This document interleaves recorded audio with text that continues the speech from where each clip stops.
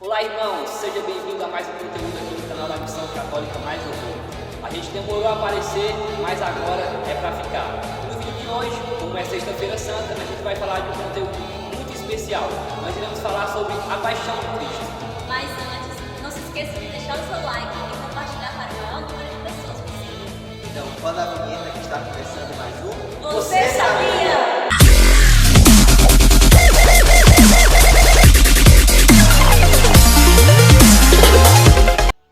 Como já falamos, no vídeo de hoje a gente vai falar da paixão de Cristo. A gente vai te contar algumas curiosidades e você já deixa aqui abaixo nos comentários se você sabia ou não sabia.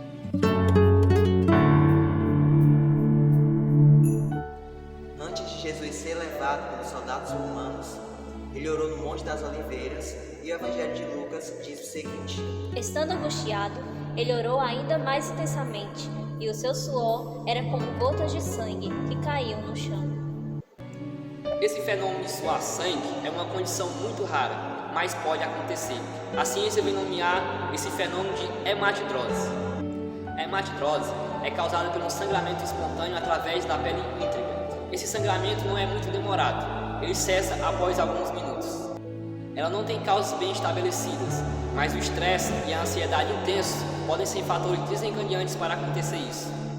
Existe a sugestão que o mecanismo da hematidrose envolva uma ação excessiva do sistema nervoso simpático. Isso causaria um rompimento de vasos sanguíneos que estão passando ali próximos às glândulas suroríparas. Mas existem relatos dizendo que o sangue pode sair não só dos poros, mas também dos folículos pilosos.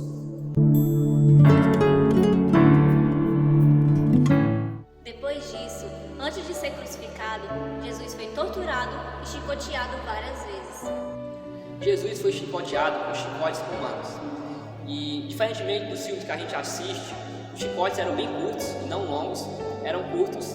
O nome dele era flaco, um chicote bem comum da época do Império Romano, que era feito com tiras de couro e na ponta eram colocados objetos perfurantes, como metais, pregos e ossos pontiagudos, o que facilitava essas pontas pregar na carne de Jesus e ser puxado com bastante força. Por isso, de ser tão pequeno. Por causa desses objetos, a vítima que sofria a tortura e o flagelo tinha a sua pele dilacerada e com isso causava muitas lesões graves, arrancando a pele e chegando até os vasos sanguíneos, de maior parte e possivelmente atingindo até os músculos.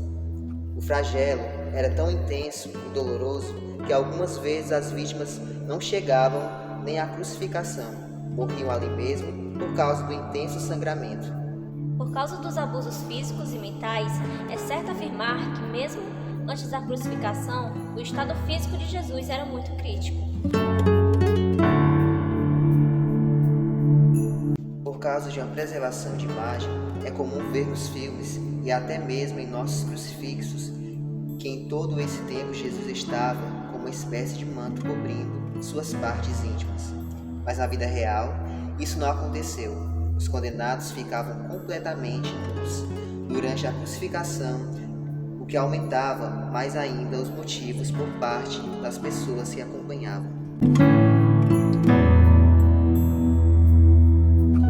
Outro fato curioso é que a cruz dos crucificados pelo Império Romano tinha um formato de T, sem essa parte de cima, como somos acostumados a ver nos filmes. Algo também que é bastante curioso é a forma que Jesus foi pregado no madeiro romano.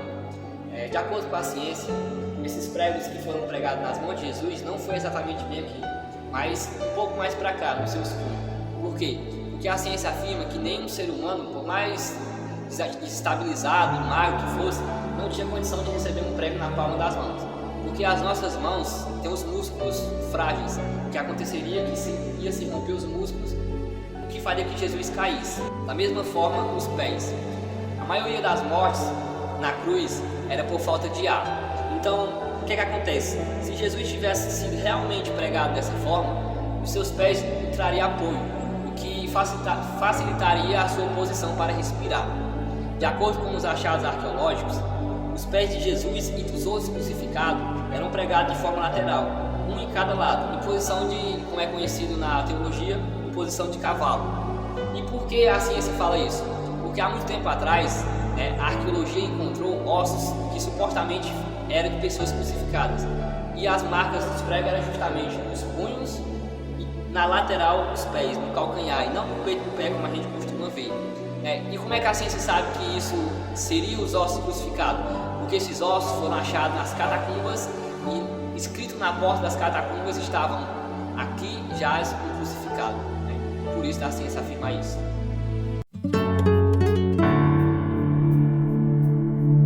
Não se sabe ao certo a causa da morte de Jesus, mas o que podemos afirmar é que a causa da morte de um crucificado pode variar de algumas maneiras.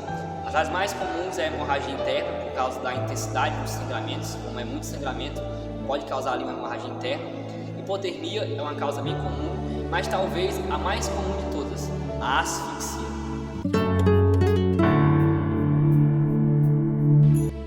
O tempo que o condenado à morte de cruz leva para morrer depende do estado físico que ele chega lá.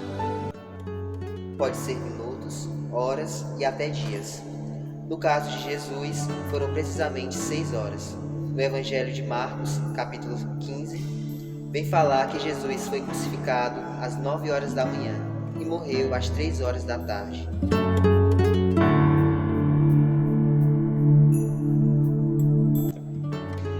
Mas apesar desse sofrimento físico causado pela crucificação, o maior sofrimento de Jesus foi aquele causado por todos os nossos pecados.